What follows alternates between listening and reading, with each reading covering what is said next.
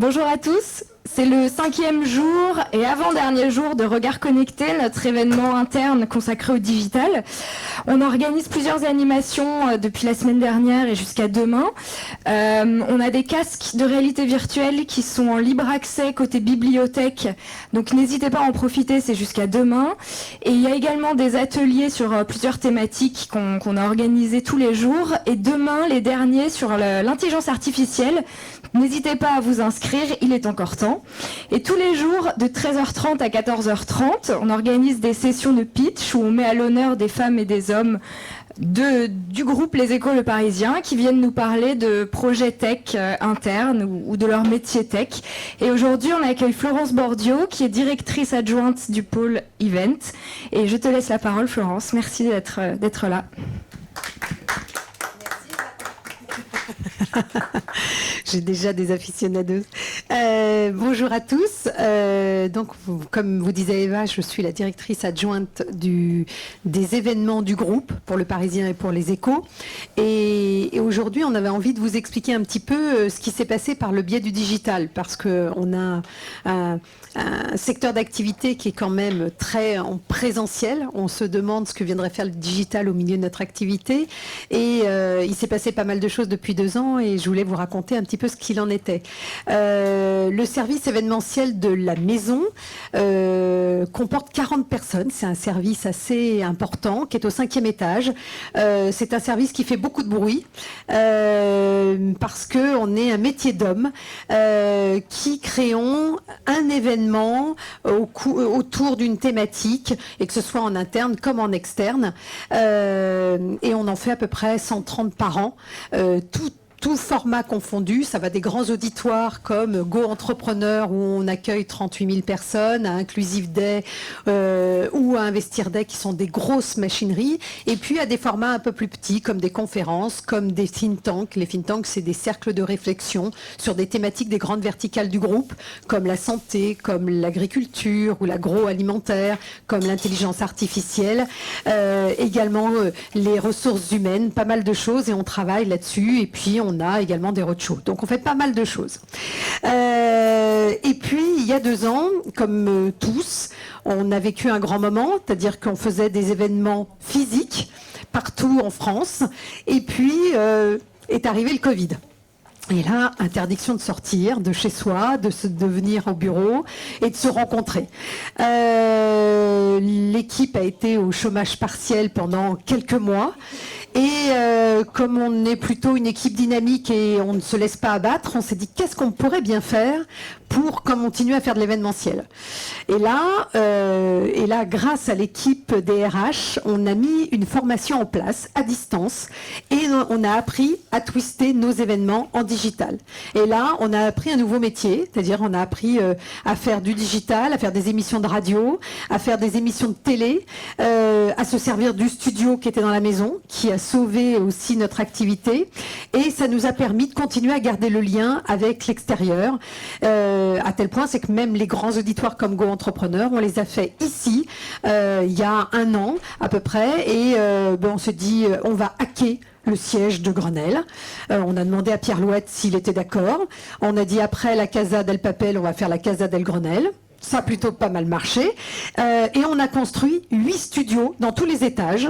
Et on a fait des studios de télé. Et on a continué à faire nos conférences et nos événements de Go Entrepreneur au sein de la maison. Et on a pu le diffuser à l'extérieur. Et on a eu vraiment des audiences incroyables. Et on s'est dit, là, on a vraiment réussi, grâce au digital, à apprendre à travailler sur des plateformes qu'on ne connaissait pas. Personne ne maîtrisait. Mais les 40 se sont mis en même temps, au même moment, à découvrir un nouvel univers. Mais ce qui était juste incroyable, c'est que surtout, non seulement on avait découvert un nouvel univers, mais on a surtout découvert que préalablement, on faisait de l'événementiel à un instant T et que tout ce qui se passait disparaissait à l'instant suivant, parce qu'on ne conservait rien. Et que le digital nous a appris à conserver nos contenus, c'est quand même l'ADN de la maison, nos contenus, et que ça permettait de continuer à faire des replays. Enfin, je veux dire que tous, ici, vous consommez en replay bien plus qu'en direct aujourd'hui. Et du coup, ça nous permettait de continuer à garder tout au long de l'année le contact avec nos populations, nos audiences, pour dire, voilà, on parle de l'inclusion, on parle de la finance, on parle des entrepreneurs, on parle de la santé, on parle des ressources humaines au plus grand nombre tout au long de l'année. Donc, et finalement, ce digital nous a permis de nous retrouver à un instant T, de parler tout au long de l'année et nous retrouver à l'instant T en présentiel.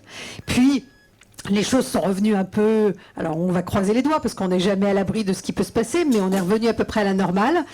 On pensait tous que ce digital, on allait le garder très très proche de nous, puis qu'on allait faire des événements hybrides. Alors, on a beaucoup parlé d'hybridation. On allait faire du présentiel et du digital. Alors là, on se croyait les rois du monde. Puis on a vite découvert quand même que après ces 2 années de Covid, les gens avaient envie de se voir, envie de se toucher, envie de se rencontrer, envie de se parler. Et que le digital c'était bien, mais ça faisait pas tout, et qu'en plus quand on est derrière un écran, et on l'a tous vécu, vous suivez des conférences à distance, vous allumez, et puis vous regardez 5 minutes, puis après vous faites vos mails à côté, vous téléphonez, tout ça tourne. Ça continue à tourner, hein, mais personne n'écoute rien. Donc, et en plus, au-delà de ça, on s'apercevait qu'on perdait aussi de l'audience en physique. Les gens ne venaient plus parce qu'ils avaient juste à rester chez eux, allumer leur ordinateur et suivre les conférences. Et du coup, on a pris le parti de se dire, le digital c'est bien, la captation c'est super, mais le streaming c'est la diffusion en direct de ce qui se passe.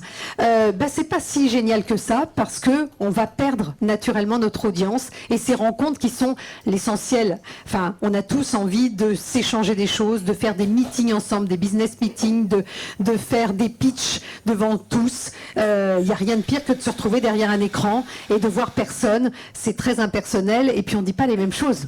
On regarde les visages, on regarde les sourires, alors que devant un écran ou devant une caméra, on n'est pas toujours très à l'aise. Donc, aujourd'hui, comment se passe l'événementiel dans la maison? On refait des grands événements. On sort la semaine dernière, on a fait Inclusive Day à Paris La Défense Arena, où il y avait beaucoup de monde. On était très inquiets parce qu'on sentait que les gens viennent quand même moins en physique. Ils ont quand même un peu peur. Hein, on sait jamais. On n'a pas peur pour prendre les transports en commun, mais on a peur pour aller dans un salon ou dans un événement. Pour autant, il y avait beaucoup de monde et tout le monde était ravi et en se disant quand est-ce que ça recommence. Donc, ça recommence la semaine prochaine parce qu'on part à Lyon pour faire Go Entrepreneur Lyon et on a déjà beaucoup d'inscrits. Donc on sent qu'il y a vraiment une appétence face à ça, mais on a gardé le digital, on a gardé cette petite capsule parce qu'on s'est dit on va capter tout ce qui se dit. C'est important de garder ce contenu parce qu'il est essentiel, il est important. C'est ça notre valeur du groupe, la valeur des Échos, Le Parisien, d'Investir, de Connaissance des Arts. C'est notre contenu, c'est ce qui fait notre force et ça on n'arrivera jamais à nous l'enlever. Donc on le garde et puis on va le distiller tout doucement, tout au long de l'année pour continuer à préserver cette communauté. La communauté des entrepreneurs, la communauté des gens de l'inclusion, la communauté des gens de la finance, pour continuer à parler tout au long de l'année et se retrouver pour faire la fête un petit peu durant ces grands événements.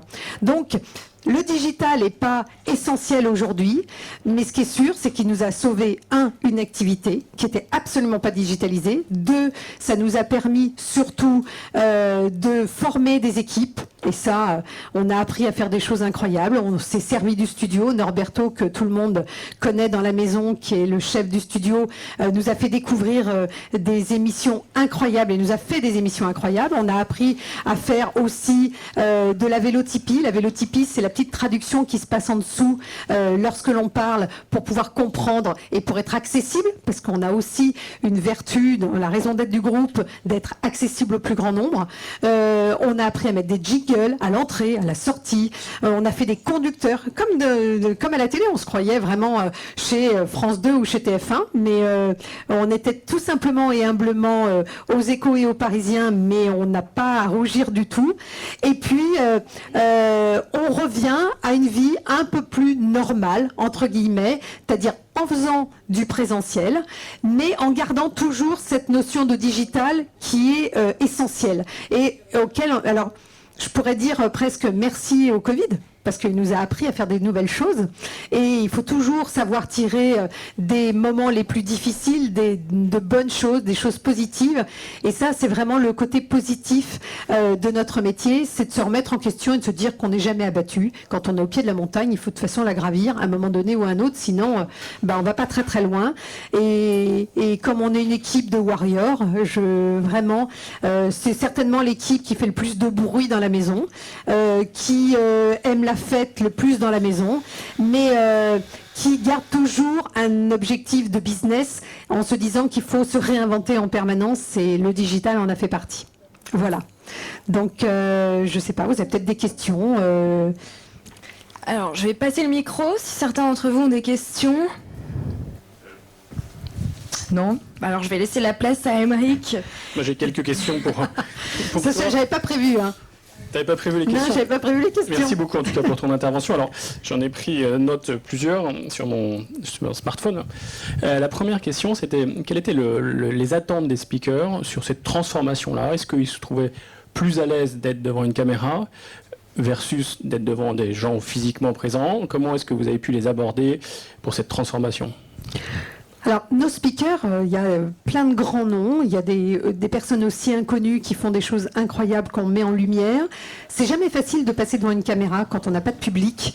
Alors, l'avantage du studio, c'est que on est dans des conditions optimales, donc c'est plus simple. Quand on est devant une caméra simple dans un événement, c'est vrai qu'on a toujours tendance à vouloir chercher le regard de quelqu'un, et une caméra, c'est pas simple, il faut vraiment être initié. Mais tous ont joué le jeu parce que on avait envie de transmettre, et ça, c'est la plus grosse partie de leur métier. Et alors justement, cette transmission, qui est quand même un des intérêts du salon, si tu compares Go Entrepreneur totalement digital dans la configuration Covid et Go Entrepreneur totalement physique, est-ce que tu penses que l'émotion pour le spectateur, qu'il soit physiquement derrière son écran ou physiquement derrière sur une chaise, a été la même? Vous avez réussi à relever ce challenge-là? Alors, c'est moins simple en digital parce que les gens n'osent pas poser forcément les questions, ou on est très pudique en France. Quand on demande s'il y a des questions dans la salle, on vient de le voir. Personne n'ose poser de questions parce qu'on se dit peut-être que ma question n'est pas judicieuse. Et souvent, quand le speaker est là et quand il y a du public, c'est quand il sort du plateau que les gens vont lui poser des questions. Donc, c'est là tout l'intérêt. Alors que quand on est qu'en digital, effectivement, derrière son écran, on ne pose pas forcément les questions directement avec son clavier. Alors n'hésitez pas si vous avez des questions. Alors moi j'en ai quelques autres. En quoi le digital vous a aidé finalement à améliorer le présentiel? Il y a eu un an de digital à cause du Covid, des salons totalement filmés. Et après, il y a eu les salons en vrai. Alors, ça nous a surtout remis en question en se disant qu'on ne préservait pas les contenus. Et ça, c'était la plus grosse transformation. Et qu'on ne pourrait plus, en 2022, continuer à faire des événements présentiels sans garder du contenu. Le petit bémol, ce que je disais tout à l'heure, c'est le streaming, où si on stream en même temps que le présentiel, il y a des personnes qui ne viendront pas. Donc, il faut pousser le présentiel, mais garder le contenu. Mais au-delà de la captation, est-ce que ça vous a fait repenser la mise en scène du présentiel, justement, parce que ça doit apporter quelque chose en plus que le digital, ou pas du tout, finalement, le Go Entrepreneur 2022, à part le lieu, ressemble au Go Entrepreneur 2019? Non, ça nous a fait bouger les lignes, c'est-à-dire qu'on a repensé. Alors en plus, Go Entrepreneur, ça va être les 30 ans l'année prochaine, mais c'est 28 ans de salon des entrepreneurs. Donc en plus, quand on changeait le nom, quand on changeait la dynamique, parce que le fond reste le même, hein, on parle aux entrepreneurs, pour les entrepreneurs, vraiment, c'est la boîte à outils. On veut monter sa boîte demain, on va voir Go Entrepreneur parce qu'on rencontre plein de personnes. Et là, on avait le Covid. Donc changer de nom, changer de lieu, changer de format, c'était un peu complexe, hein, c'est un peu twisté. Mais en revanche, ce digital va nous coller à la peau. On va pas pouvoir. Et puis c'est surtout qu'on a créé des plateformes qui nous permettent aussi de regarder en replay, de garder les contenus et puis de garder l'audience. Et alors justement, un autre point intéressant que tu évoquais, c'est que le digital, ça fait créer une communauté finalement. Au lieu d'avoir 2 dates ou une date pendant l'année, c'est 365 jours de Go Entrepreneur. Oui, exactement. Donc on peut continuer à leur parler tout au long de l'année. Et puis on a créé des comptes Facebook, enfin un compte Facebook Go Entrepreneur. On parle beaucoup sur Twitter, sur Instagram. On s'est servi aussi des réseaux sociaux. Et ça, c'est l'évolution naturelle. C'est-à-dire que les réseaux sociaux ont explosé aussi au moment du Covid. Et nous, on a surfé dessus. Mais alors, est-ce que ça ne veut pas dire que tu changes de métier finalement? Plutôt que d'organiser un événement un jour J, tu organises des événements tous les jours? On ne change pas de métier, on s'améliore et on apprend encore des choses. Et ce qui est intéressant, c'est que c'est jamais fini. Parce que peut-être que demain, il se passera encore autre chose avec le métaverse. On se dit, qu'est-ce qui se passe demain? Est-ce qu'on va rentrer dans une réalité virtuelle, puis on fera des salons un peu virtuels? On n'y croit pas encore beaucoup, mais peut-être parce que mon grand âge me dit que je ne suis pas encore la bonne cible. Mais pour autant, il va se passer encore des choses. Et dans le monde d'événementiel, ce qui est certain, c'est, et ça on en est intimement convaincu, c'est que les gens ont envie de se voir et de se rencontrer et de partager en physique. Et alors justement, ce partage en physique, Go Entrepreneur, Inclusive Day qui ont eu lieu il n'y a pas très longtemps, quelle est l'innovation où tu te dis ça a permis justement de créer ce lien-là? On peut en sourire en disant la grande roue que vous avez mis dans l'aréna pour Go Entrepreneur, mais il y a peut-être plein d'autres choses. Alors on s'est servi notamment, alors on a trouvé un lieu, enfin en tout cas on a choisi un lieu qui était assez improbable, qui était Paris La Défense Arena, qui ne recevait que des matchs de rugby ou des concerts. Il y avait Elton John ce week-end, il y avait le Racing 92 qui joue régulièrement, et il faisait absolument pas de salon, très très peu. Et quand on est arrivé, ils nous ont dit tout est possible. On s'est dit c'est là qu'on voudrait faire quelque chose où là tout devient possible. Quand on devient un entrepreneur, on veut que tout devienne possible. Et ils nous ont tout autorisé, et on s'est aperçu qu'il y avait des écrans géants. Il y a un des plus grands écrans d'Europe qui est là. On a utilisé les écrans, donc du digital, pour faire un tweet wall gigantesque, de pouvoir passer des films comme personne n'a jamais vu de film, de faire des animations dans un lieu qui était totalement atypique. On était l'événementiel, avant c'était très classique, on faisait du salon pur, un peu de contenu, enfin il y avait des conférences mais on les mettait pas en scène, et là je pense que cette partie-là nous a permis de mettre en scène des choses, d'utiliser des drones, de pouvoir faire des captations incroyables, donc oui, ça a changé les choses. Et puis ça a changé les choses aussi dans le salon. Une des choses très étonnantes quand on est venu sur Go Entrepreneur ou Inclusive Day, c'est qu'il n'y avait pas de bruit, parce que vous avez choisi de retransmettre les conférences à travers un casque. Ça, c'est du digital aussi, finalement. Ça, c'est du digital. Ouais, ça, c'est du digital, parce que nos problématiques, c'est toujours le bruit. Partout où on va, il y a une pollution sonore qui est assez conséquente. Et là, on n'avait pas de salle, notamment en choisissant l'Arena, on n'avait pas de salle de conférence. On a utilisé les gradins pour faire des salles de conférence, et on s'est dit, ça va se télescoper, et on a découvert une petite, en tout cas une entreprise qui nous a permis de mettre des casques, qui s'appelle Audio, et on a juste à télécharger l'appli sur son téléphone, on choisit la salle que l'on souhaite, et on est connecté tout de suite sur ce qui se dit. Et là, du coup, on est complètement captivé par ce qui se passe, par ce qui se dit, on n'est pas perturbé par ce qu'il y a à l'extérieur, et en plus, ça crée une sérénité dans le salon pour ceux qui vont voir les exposants, qui génère beaucoup de tranquillité, de calme, de sérénité, et ça fait beaucoup de bien. Et effectivement, c'est aussi le digital, c'est le smartphone en permanence. Et probablement, ça permet à l'auditoire d'être plus attentif. Est-ce que les speakers ou l'auditoire que vous avez pu interviewer après ces expériences-là ont ressenti ça, plus de sérieux, plus d'attention, plus de... Tout le monde adore ça, parce que, mais comme quand on écoute un podcast avec son smartphone, on est très concentré. Enfin, il suffit de nous regarder dans le métro, on sait qui écoute quoi à peu près, si c'est de la musique ou si c'est un podcast, et là on est très concentré, on voit même pas son voisin. Et c'est un peu la même chose sur un événement. Quand on a les écouteurs et qu'on écoute le speaker qui est devant soi, juste en bas de soi, pendant cette demi-heure là on est hyper concentré, et ça c'est un vrai progrès.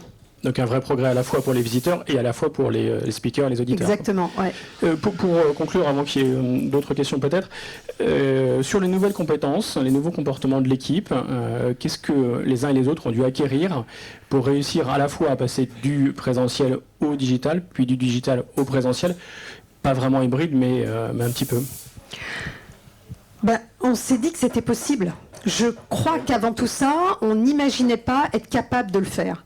Et il nous a fallu un petit déclencheur, mais c'est comme en période de, alors j'allais pas dire de guerre, parce que le Covid c'est pas la guerre, mais un peu en se disant on n'a pas le choix, quoi. Si on veut passer l'étape, si on veut gravir l'Himalaya, il va falloir s'armer, prendre tout ce qu'il faut, de l'oxygène, et de se dire on va y aller. Et si on y va ensemble, on va y arriver. Et comme on démarrait tous à peu près au même niveau, c'est-à-dire il n'y en avait pas qui étaient experts, on s'est dit tous ensemble on est capable du meilleur. C'est ce qui s'est passé, et puis on a appris des nouvelles techniques. Alors il y en a qui ont continué à progresser dans certaines techniques parce que c'était vraiment leur cœur de métier, et puis d'autres qui ont découvert ça, et ça a permis de créer aussi de l'entraide, que ce soit pas toujours les mêmes qui fassent des choses qui soient pas toujours très agréables, parce que de télécharger sur une plateforme par exemple, c'est pas les plus agréables, mais tout le monde s'y est mis, et ça continue encore aujourd'hui, c'est-à-dire qu'on est un peu interchangeable, c'est vie ma vie. Voilà. Et alors, dernière question, tu as commencé à l'aborder, le métaverse. Est-ce que tu y crois? Est-ce que tu penses que ce monde virtuel, tout en étant un peu réel avec un casque, est le futur de l'événementiel, ou quel est ton regard? Pour moi, le métaverse aujourd'hui, dans l'événementiel, c'est de l'expérience. C'est une petite partie expérientielle. Ça peut pas, un salon complet en métaverse, on a un peu de mal, et nos partenaires nous le disent aussi, c'est que les speakers viendraient plus, les partenaires seraient là sans être là. C'est encore dans le domaine de la science-fiction sur l'événementiel, parce que on parle beaucoup de présentiel. Donc tant qu'on restera dans du présentiel à 100%, on a du mal. En revanche, oui, on peut créer des expériences, ça c'est certain, et il faudra garder des petites capsules tout au long de nos événements pour commencer à rentrer dans cet univers. D'accord, le métaverse, la planète est ouverte à toi dans ces cas-là aussi. Peut-être. Très bien, est-ce qu'il y a d'autres questions? Non, écoute, un grand merci. Merci. Pour cet échange-là.